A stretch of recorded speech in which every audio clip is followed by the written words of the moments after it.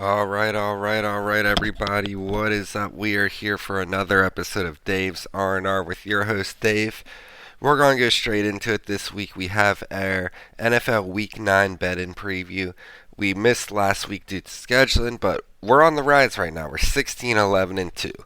After the prior week, Week 7, we went 5-2. So we are in the green right now. RIP to our Survivor poll. That was a big L. Put in the Bucks against the Panthers. I just can't believe the Bucks lost that one. It really is such a downward spiral for the Buccaneers, for Tom Brady. It's tough right now for them. So that was bad on our part. Just about everybody's been eliminated at this point. There's a handful of people left. Praise to those people. I don't know how you're doing it because I thought I had two locks and they just lost. But that's here or there. We've got 5 NFL picks for this week. And the first one, it's going to go around the Panthers game. It's nothing to do with the Panthers, but we're going with the Bengals here. And the Bengals over 1.5 field goals in this game. The Bengals have been looking like a dumpster fire, too. They're looking like not even a shell of their former self. They're just looking terrible.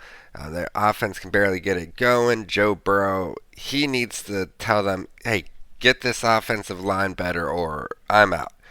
And I feel like we're saying that every year at this point. It's just their offensive line is terrible. And they've got such talent at quarterback. Jamar Chase is out for a couple of weeks, so that's definitely going to kill them. But they still have some solid receivers. And I do think in this game against the Panthers, they'll be able to move the ball a little bit. Maybe not put up a high-scoring game, but I think they're going to be able to get on that side of the field enough to get over 1.5 field goals in the game. So I think that's a great bet for this game if you're not looking to take a side. The second bet, and probably my least confident bet of the week, I'm taking the Raiders money line at the Jacksonville Jaguars. It's minus 125 on the books right now, and I just the Raiders have to turn it around at some point, right? I feel like every single week we're saying this might be the week they turn around. This might be a week they turn it around. They were a dark horse team coming into the year. They were a playoff team coming into the year, but they haven't been able to do anything. And the Jaguars really haven't either. They haven't done anything to make me think that Trevor Lawrence is the answer to their problems. I'll never forget, I went to a Jaguars game the other year because I was in the area, and it was the year that before Lawrence got drafted. And everyone was pretty much rooting for the other team when they scored against them because they wanted Trevor Lawrence. Well, looking back now, that might not have been the best thing. He just hasn't turned it around for them. Is that his own fault? I don't really know, but they look bad this year, and they lost to the Broncos in London, and the Broncos are a dumpster fire too. So this is the dumpster fire game of the week. So we're going with the Raiders on the money line at minus 125. Earlier I mentioned the Bucks being a dumpster fire, and this is kind of another dumpster fire game, but just a little more skill involved. We have the Bucks versus the Rams this week. The Rams, our Super Bowl champions, haven't looked good at all this year. And I think a big thing that's being overlooked is Stafford had surgery in the offseason and hasn't come back looking like himself at all. I think OBJ and Robert Woods played a bigger part in this offense than people thought. Allen Robinson hasn't been really getting the job done.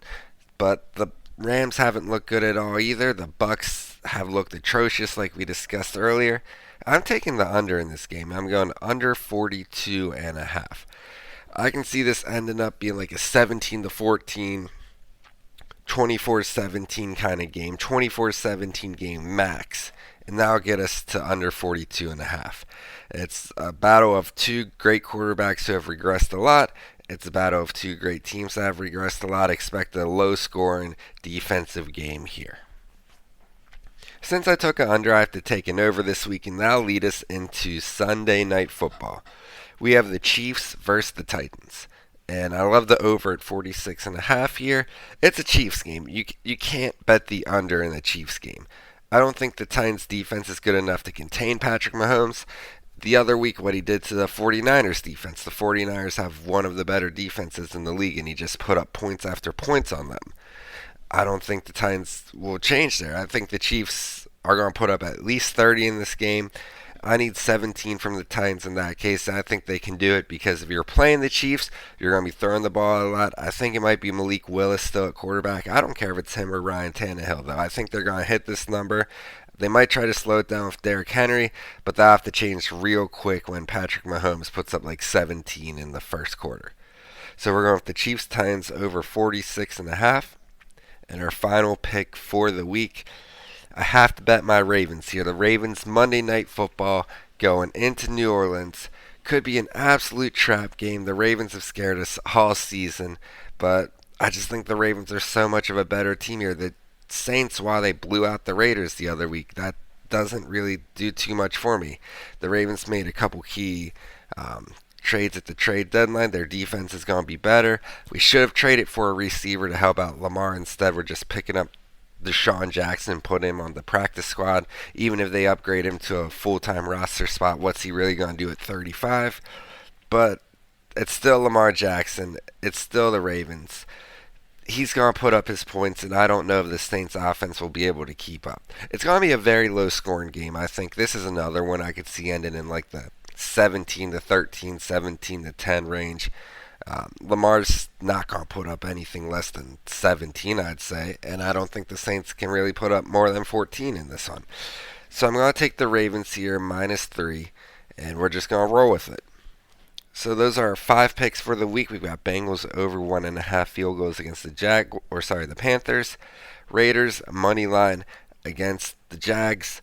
Rams and Bucks under 42.5 in 2 dumpster fire games. Then we've got Sunday Night Football, Chiefs and Titans over 46.5, and the Ravens laying 3 on the road against the Saints. No survivor pick for me this week. We're completely done with that.